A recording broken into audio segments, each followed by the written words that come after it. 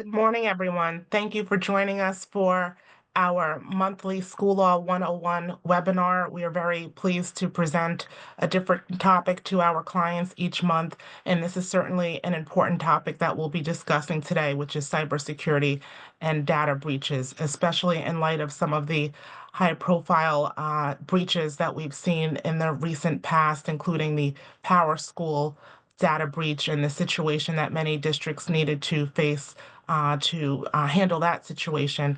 We think that this is a timely topic, it's an important topic, and we're so pleased that you're joining us today. I'm very happy to be joined by my wonderful partner, Jessica Copeland. She is co-chair of our law firm's Cybersecurity and Data Privacy Practice Group, and she has a wealth of knowledge in this area, and her team have done great work to support our school clients when it comes to these situations. Bond is very fortunate that we have such a multifaceted firm, and that's one of the things that makes our firm very unique. There are other firms that may only focus on school law, but we have the great privilege of having almost every practice group in the firm that you can think of, including cybersecurity, so that when our clients face issues dealing with cybersecurity and data breaches, you may not necessarily be dealing with a school attorney to give you advice on the issue. We may direct you and team you up with someone like Jessica who knows this in and out and is not kind of doing it in their spare time or learning along the way, but is really invested in knowing all of the ins and outs of it so that you're dealing with an expert on the topic. So we're really happy to be able to pair up our school law expertise with the cybersecurity expertise here at our firm. So without further delay, we'll move on to the next slide so that we can lay out the agenda and the topics that we will be discussing today. The first part of this program will be hosted by Jessica. She's going to walk us through cybersecurity and data privacy. She's going to talk about the New York Shield Act, data breach categories, enforcement action, and best practices. So Jessica's really going to give us a good overview of the field and the lay of the land as it pertains to this topic. Next slide, please. We're then going to move into the more school-specific items. And for that, I'll take over with part two, talking about FERPA, Ed Law 2D, personally identifiable information, which we all know as PII, and the obligations that school districts, charter schools, and BOCES have with regard to this topic. We'll close it out by talking about third-party contractors' obligations, because of course every school has contracts with outside vendors, and we need our vendors to be as careful with our sensitive information as the district would be if we were handling it independently on our own. So with that, I will turn it over to Jessica, and thank you all. Thank you, Candace, and thank you all for attending this morning. And I'm privileged to be a part of your school law program. Thank you. So if we can move to the next slide, we're going to dive right into part one. And I always like to set the stage with a distinction point of data privacy versus cybersecurity. So data privacy is the focus of protecting PII, protecting information of your faculty, of your students, whereas cybersecurity is the lens of how you do it. So the need to protect it is under data privacy laws. The manner in which you protect that PII is under the term cybersecurity. And that is relevant, especially in New York State, because New York is unique in its data breach notification law, also includes a cybersecurity mandate. Next slide.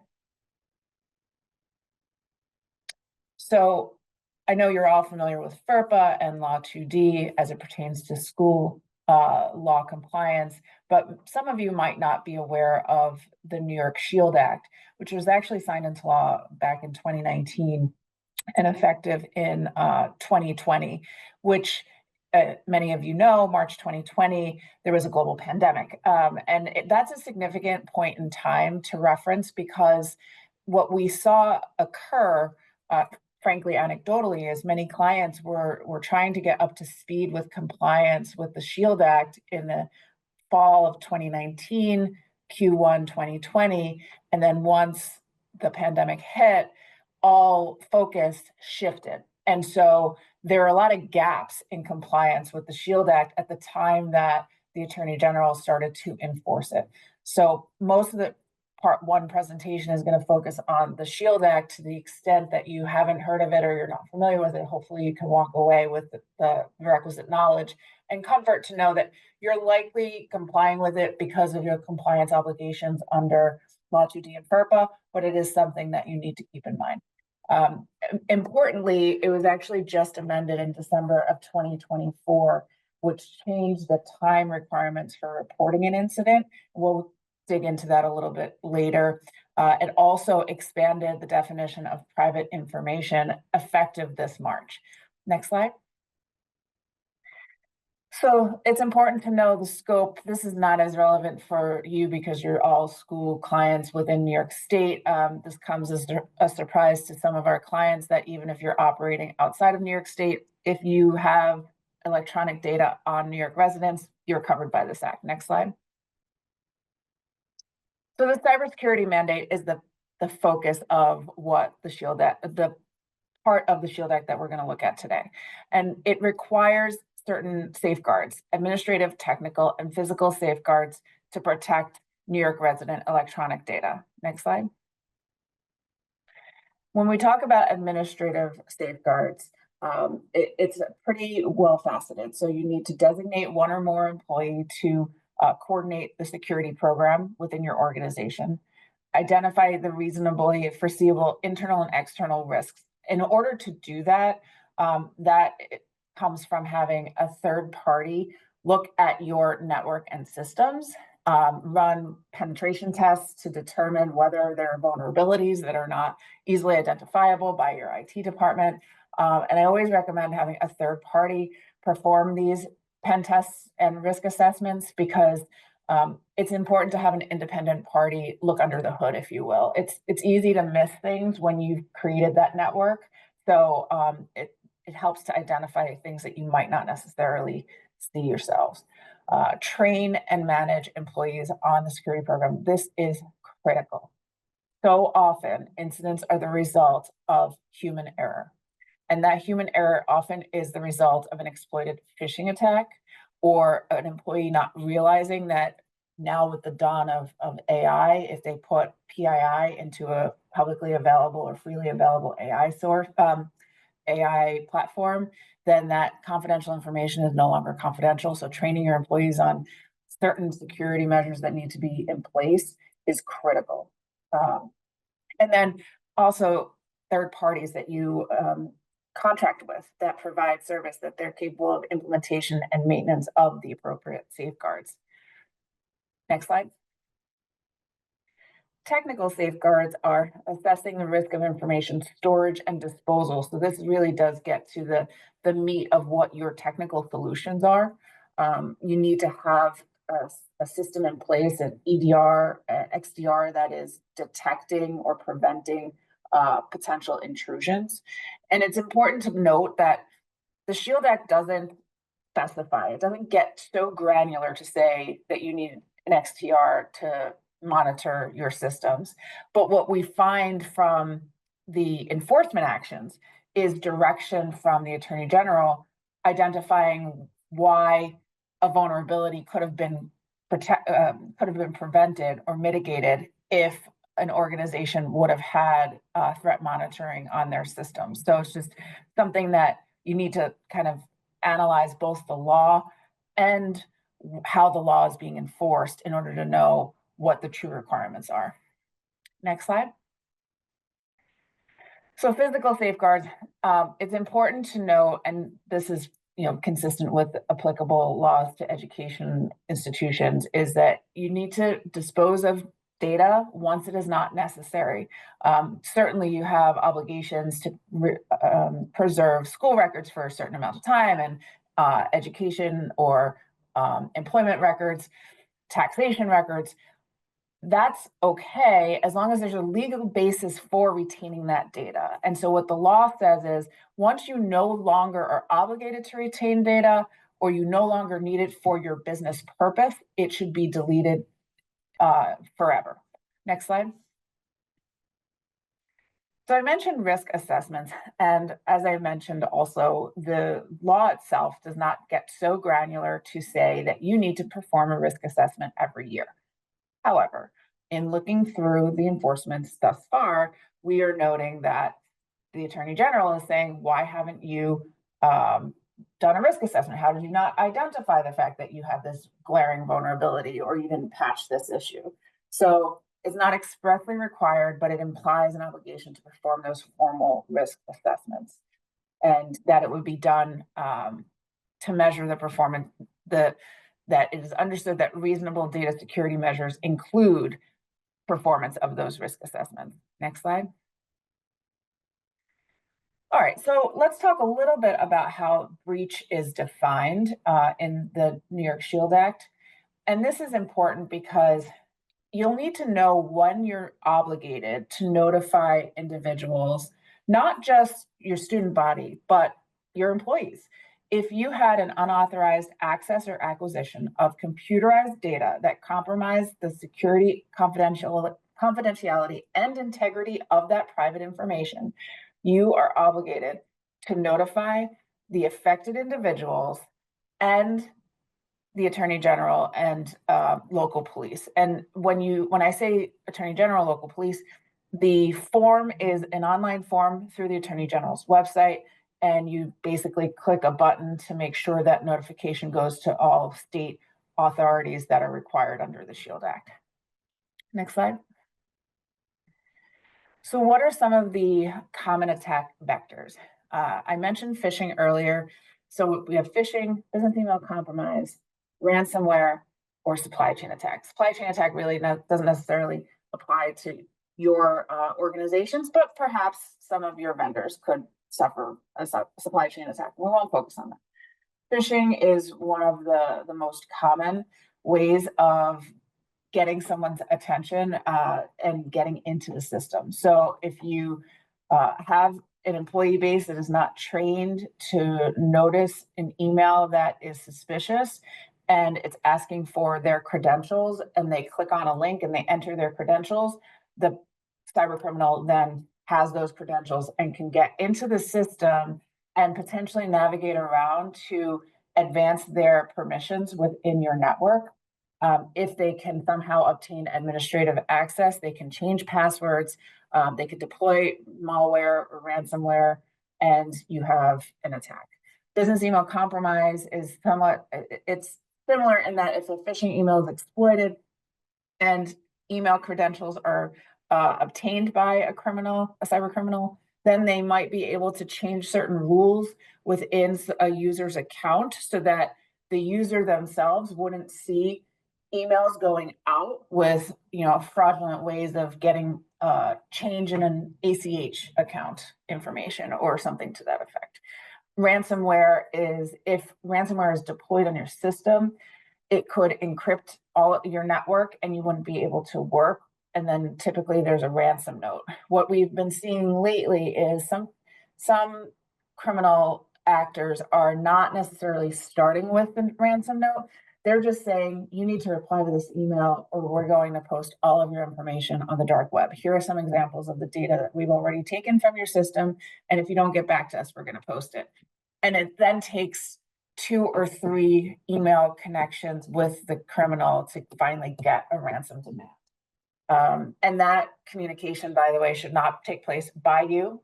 If your organization ever suffers a ransomware attack, you need to contact your cyber insurance carrier, your cyber attorney, and have the forensic company hire what's called a threat actor negotiator, a vendor, to actually communicate on your behalf or mimicking who you are to the threat actor. Next slide. So, as I mentioned, there have been some enforcement actions by the Attorney General, and it's important to note that this law, unlike some other breach notification laws across the United States, does not permit a private right of action. So, the Attorney General is the sole source of enforcement.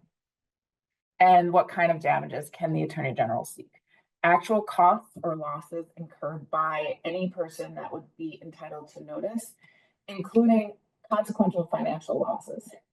And then knowing or reckless notice violations. So you knew you had a data breach, it met all of the requirements, but you decided you didn't want the embarrassment, it was only a few people, no one's going to find out about it. Well, if there's a whistleblower in your organization, if somehow the Attorney General office learns that there is something to investigate and there was a failure to notify, you can receive penalties between $5,000 and $20,000 per failed notification. And it says not to exceed $250,000.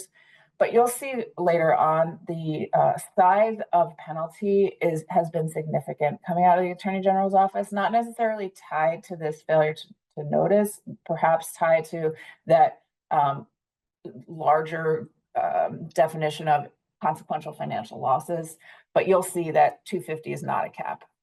And then there is a statute of limitations of 3 years after the date that the Attorney General became aware of the failed notice or the date notice was provided to the Attorney General, whichever comes first, meaning, as I mentioned, if there is a breach that you have to notify individuals of in New York, you also have to notify the Attorney General. So 3 years from the date that you notify the Attorney General of the data breach is the end point in time where the Attorney General can issue an enforcement action. Next slide. So a few notable enforcement actions. Nobler, in 2024, there was a data breach affecting 80,000 New York residents. The Attorney General allegations stated that there was a failure to safeguard consumers' personal information, which exposed driver's license numbers in plain text when using online quoting tool. This was an auto insurance company. And the settlement, as I mentioned, far exceeds $250,000. It was $500,000 and a requirement to enhance the web application defenses. And again, here's that monitoring system activity. So, like I said earlier, there's no granular element to the cybersecurity mandate within the SHIELD Act that says you need to have a monitoring system on your network to notice any anomalies or potential intrusions. But here, as a result of a breach that was reported under the Act, the Attorney General is saying, why aren't you monitoring your systems to see that a threat actor could get? Refuar, similar large number of New York residents, 175,000. And the investigation showed that there was a failure to implement adequate data security programs, which would have included limiting access to sensitive data, deactivating unactive user accounts. This is important. I often counsel clients on the privacy compliance and cybersecurity compliance pre-breach. And I don't mean to say that there's always going to be a breach, but there are instances where I'm trying to help prevent a breach or prevent the doomsday effect of a data breach. And so I often will say, why do we have 15 inactive user accounts that have credentials that would potentially allow a threat actor to get in unnoticed because you have individuals that are no longer working for your organization and you haven't disabled those accounts? So it's important to sort of have this cyber cleanse of, if you have, former employee accounts that remain open for a period of time, just disable them. There's no reason for it. Get all of the data from the account that you need to preserve. You can store it on a drive that is off of the internet, but definitely important to disable unused inactive accounts. And rotating user credentials. So I know internally we have a password rotation periodically every, I think it's 30 or 60 days. And there's been, over time pushback saying, why do we have to change it? We have such complex passwords. NIST even says if you have a complex password, it's not necessary to rotate your credentials.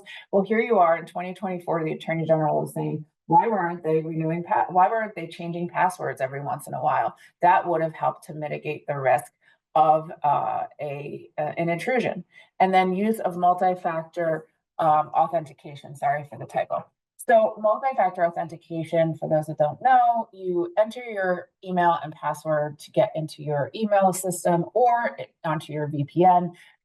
And then hopefully you have MFA set up so that there's either a prompt on your mobile device, or you might have an RSA card that has a unique number that you have to put into your computer. And that is just a second level of verification that you are who you say you are. In this instance, The Attorney General settled at $450,000. But, and here's the most significant piece of this enforcement action and what we're seeing in many of the Attorney General enforcement actions.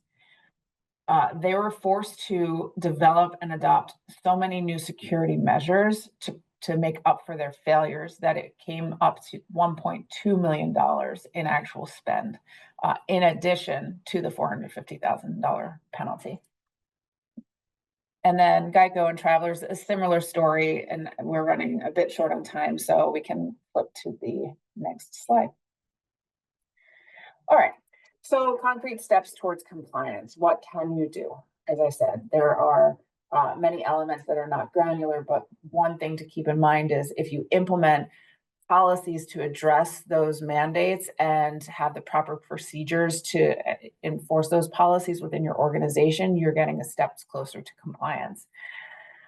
Safeguard compliance does not necessarily mean it's sufficient security. So I often say, if you're looking at the NIST framework and you're checking all the boxes, sure, you're probably compliant, but does that mean you're secure? There's always a next level of security that you can look to. And depending on how robust your computer network is, whether you segregate the data of your students and how you do so, you can be in more advanced place, which would, again, mitigate risk of intrusion and the fallout. And then know the nature of the information you collect. That's a bit easier for schools because it's pretty clearly defined, but there are some organizations that sort of have a mess of a collection of data and it's not classified, and it creates concerns. Okay, next slide. And we kind of went over that. Well, actually, so you should have the policies and procedures. Also, I would be shocked if anyone on this call does not have cybersecurity insurance. It's so important to have insurance for not just if you get sued for a data breach, which is third-party insurance, cyber insurance, but first-party cyber insurance is insurance that comes in to cover the costs of an investigation if you have a data incident. And that cost includes forensic companies coming in to look at your system to identify where the intrusion occurred, to confirm that the threat actor is no longer in your environment, and to help you navigate how to better secure your systems going forward. Vendor due diligence, and I know Candace is going to go over that a little bit, so we won't spend too much time on that. And then having an incident response plan is mission critical. If you don't have one, work on it right away. It is helpful for not only, IT departments likely have an incident response in terms of the technical steps to go through, but your workforce should understand if they come into work on Monday and they can't they can't open their computer because there's a ransom note, they need to know who to call. Or if somebody realized that they had sent a large spreadsheet of information that had PII student data to the wrong recipient, who do they call? Who do they notify? Do they have to do anything? Is it something that rises to the level of insurance? Probably not, but certainly call your cyber attorney. Next slide. So other safeguards to keep in mind are having cloud storage solutions. There used to be this mentality of it's not safe to store data in the cloud. Now it's safer to store data in the cloud as long as you have the right security measures in place. Secure file transfer. So we are often looking to communicate from one organization to the next, from a school district to potentially a vendor, PII and student data. That should not be sent in an attachment to an email. It's just not secure. I know it's easy, but it's not secure. So you should have a solution that you can send a secure file, an encrypted data file that goes to a data transfer system or repository, so that the recipient is not receiving it in an email, but in a secure and protected environment. And then if they want to download that data, they can.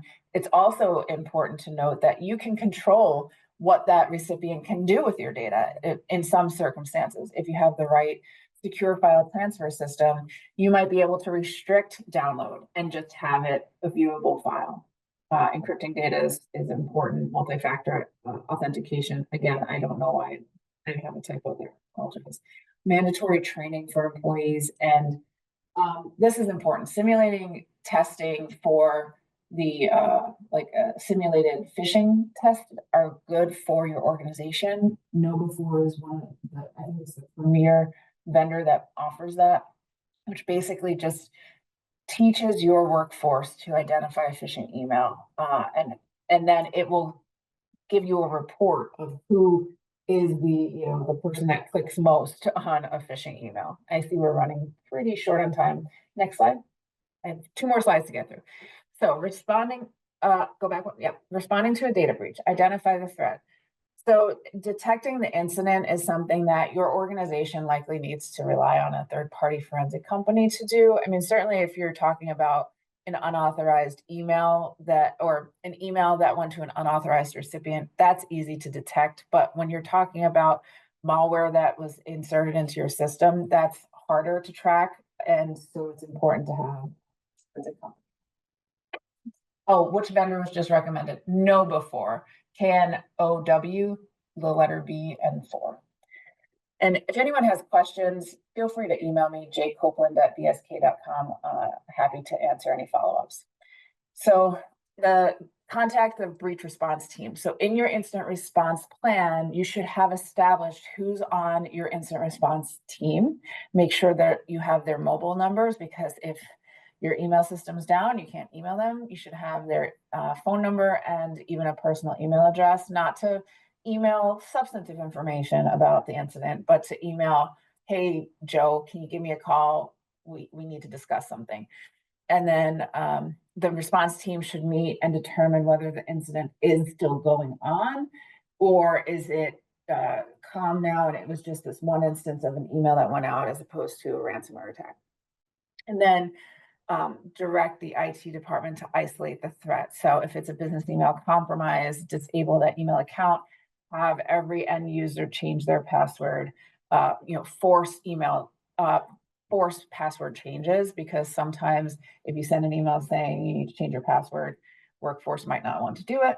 And then if it's a ransomware attack, quarantine the impacted server and take it offline. Next slide.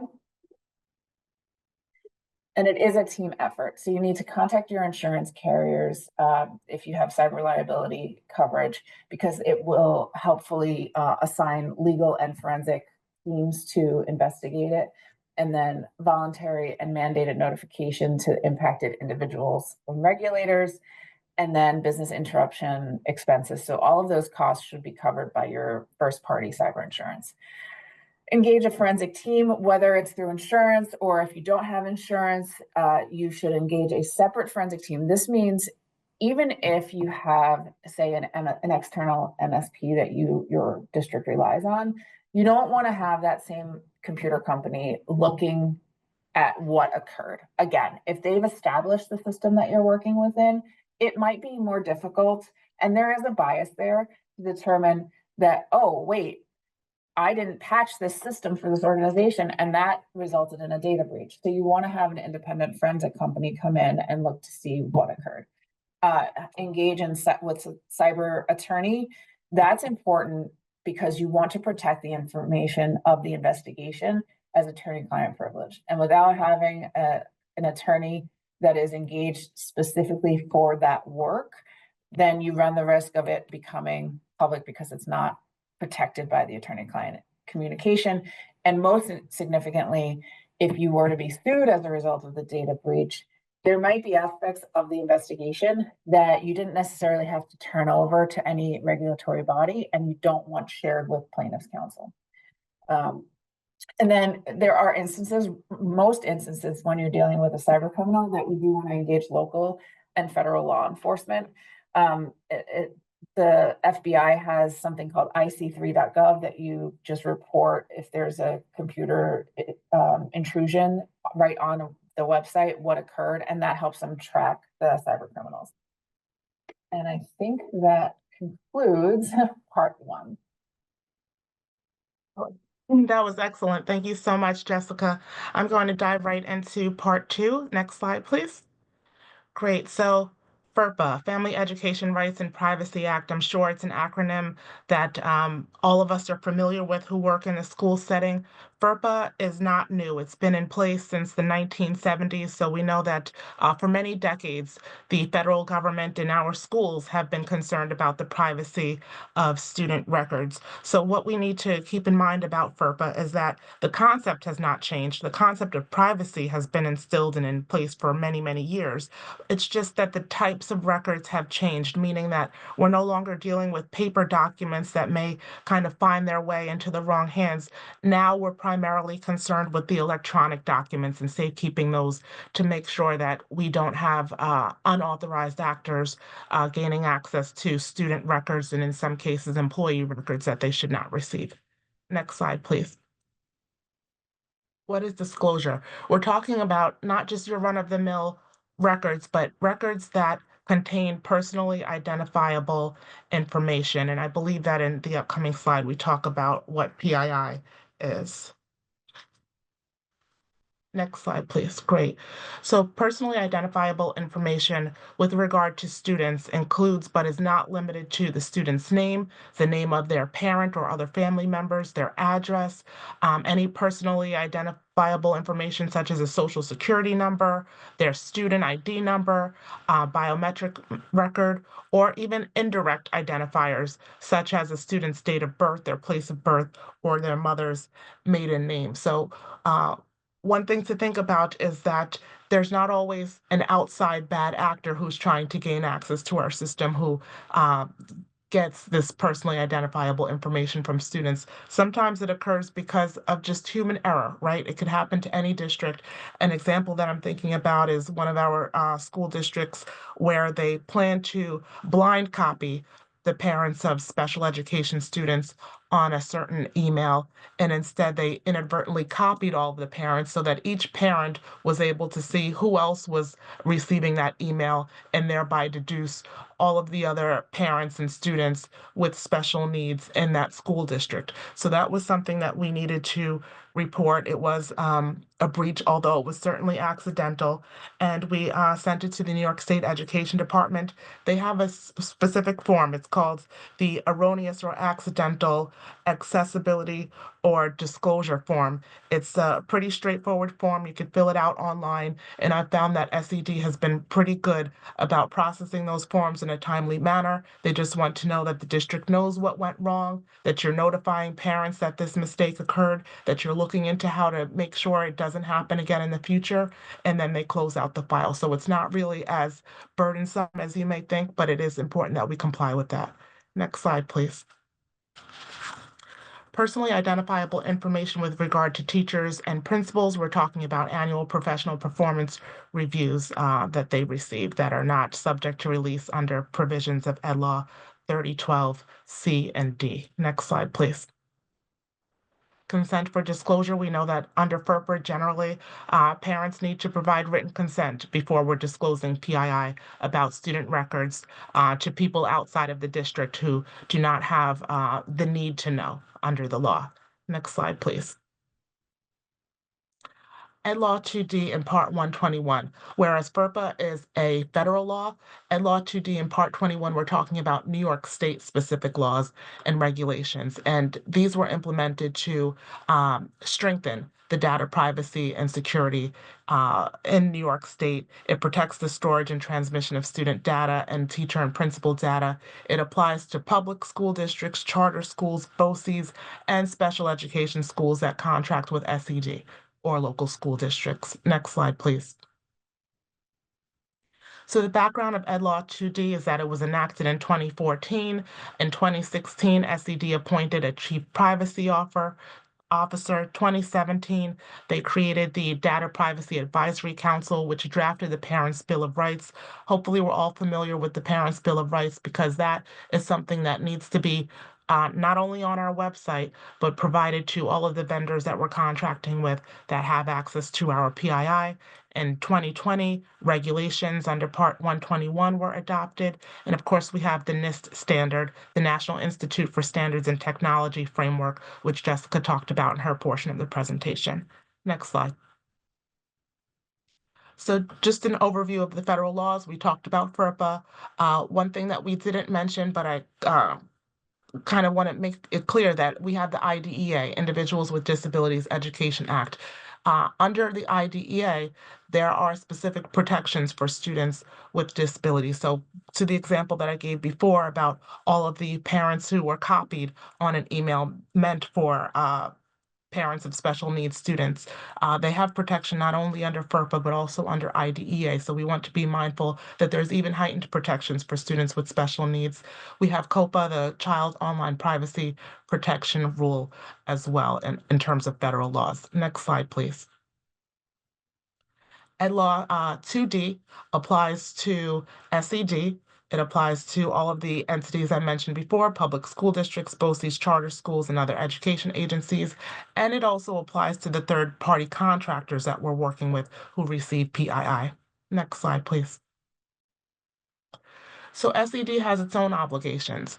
Part of their obligations is they need to prohibit the collection of juvenile delinquent and criminal records, medical and health records, and student biometric information. They're only going to really receive PII that's related to an educational purpose where required or allowed by law. So we really shouldn't see requests from SED for information that would violate one of those categories that I've mentioned before. SED has appointed a chief privacy officer. They report to the commissioner, and they have power to do a lot of things in terms of helping schools, but also leading enforcement actions against schools that they believe are in violation of the law. They can impose civil penalties and refer different situations to law enforcement if necessary. Next slide, please. So, what do we need to do as schools that are covered by this law? We need to make sure we have board policies regarding cybersecurity, Parents' Bill of Rights, and all of the protections that we have for student data. Not only do our policies need to be in place, but our practices need to align with those policies and make sure that we're offering the best protection that we can. Each school district needs a data protection officer to make sure that all of this is running correctly. The Parents' Bill of Rights we've talked about, that's a document that we should all have on our website and be very familiar with. Third-party contractor-related responsibilities, we have to hold the vendors accountable, and we need to make sure that they are operating in accordance with the law. Website posting, none of this should be secret. We should have this information on our website for our families to be able to access and see. And record keeping, of course, we want to make sure the district's internal records regarding any potential breaches or actual breaches are being kept properly. Next slide. We've talked about the NIST framework. We're not going to use PII for marketing or commercial purposes. Of course, we're in the business of educating students, not helping other businesses to make money. So we're not going to use, for example, student email addresses or addresses so that vendors could go out and target those students for commercial purposes. We're going to minimize the collection and processing of PII. We love to have information, and data is a great thing. But to the point that Jessica was making earlier, we don't need to have every piece of information if it just means that we now have information that is not necessary, but we're still responsible for safekeeping. We're putting ourselves in a vulnerable position by requesting and keeping information that was not necessary to begin with. Of course, 2D compliance for third-party contractors, and we've got to report to SED when there are breaches, and I've touched on that earlier. Next slide, please. So every one of these school entities should have a designated data protection officer. This person should have appropriate knowledge, experience, and training to administer these EdLaw 2D requirements. They're going to serve as the school's point of contact, and they're going to be the ones who communicate with SED in the event of a breach. They're going to provide annual awareness training to employees with access to PII, and annually they're going to report various data privacy and security activities, including perhaps providing a summary to the Board of Education as needed. Next slide, please. Moving on to the third-party contractor responsibilities, they need to let the school's data protection officer know about reported breaches, and that DPO needs to notify SED within 10 days of that contractor reporting the breach to them. The school community, meaning parents and staff who are impacted by the breach, need to be notified within 60 calendar days. There are some exceptions, but the general rule of thumb here is 60 calendar days. And the notification needs to be clear and concise. This is not an opportunity for us to use a whole bunch of complicated legalese and legal jargon that parents can't understand. We want to be straightforward. We want them to know what information was released. Was it their child's name, their child's social security number? How did the breach occur? When did the breach happen? And what steps are we doing to report it to the proper entities, including the state education department? And what are we doing in terms of coming up with a plan to try to prevent something like this from happening again? Fortunately, parents have been very understanding in my experience. They understand that these things happen. And fortunately, we haven't had any kind of catastrophic data breaches, and we want that to continue. Part of how we instill that confidence in parents is being transparent with them when mistakes and accidents do occur so that they understand there's nothing being hidden and the district is acting in accordance with the law. Next slide, please. Complaint procedures. We need to have a complaint form that's available. We need to acknowledge receipt of any complaint that we receive from anyone in the school community, commence an investigation to look into what happened, and take necessary precautions to protect that PII. Again, we've got generally 60 calendar days to provide a report to the parent, student, teacher, principal, or other person within 60 calendar days of our finding regarding the investigation that we conduct. Next slide, please. Records retention. We can't just handle a complaint or a breach and kind of dispose of that record forever. Under the New York State retention and disposition schedule, we need to keep those records for a minimum of 6 years regarding those complaints and breaches. Next slide, please. Website postings. Again, these are all of the things that we should be doing that should be prominent and available on our district website. Next slide, please. Third-party contractor obligations. These are all of the contractors that we work with that receive student data or teacher or principal data that qualifies as PII, and we need to have certain language in our contracts with them, as you see here. Next slide, please. Third-party contractors have an independent responsibility under 2D, so it's not just their responsibility as we're forcing them to have, but they also, under New York state law, need to be doing the right things to protect our information. Next slide, please.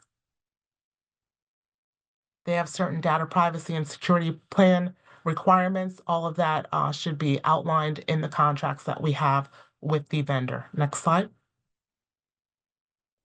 When there are breaches or unauthorized disclosure, they need to notify the school in the most expedient way, but no more than 7 days after they discover the breach. They need to cooperate with us to investigate the situation, whether that means with law enforcement or SED or any other entity, and they should be providing written reports to us regarding their own independent investigations and any progress that they're making with regard to tracking how the breach occurred and what is currently happening with the school's electronic environment. Next slide. Great. I think we've come in just a couple seconds under the time that we need to be at. So again, we thank you all. We appreciate your attendance and your questions. And Jessica's provided her email address. My email address is cgomez@bsk.com. I'm honored to be the co-chair of the school law practice group along with Kate Reed. And please continue to reach out to our firm if we could offer any assistance to you. Thank you all. Have a great day.